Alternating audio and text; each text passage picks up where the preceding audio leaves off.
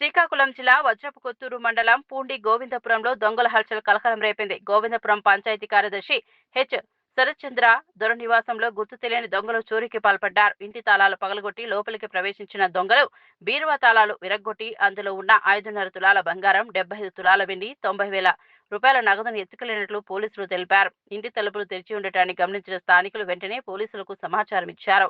సమాచారం అందుకున్న వజ్రపుకొత్తూరు పోలీసులు సంఘటనా స్థలానికి చేరుకుని విచారణ చేపట్టారు. సంక్రాంతి పండుగ నేపథ్యంలో పంచాయతీ కార్యదర్శి కుటుంబం గోవిందపురంలోని అద్దె ఇంటికి తాళం వేసి భోగి ముందు రోజు స్వగ్రామం నందిగాం మండలం బోరుభద్రకు వెళ్లినట్లు పోలీసులు తెలిపారు.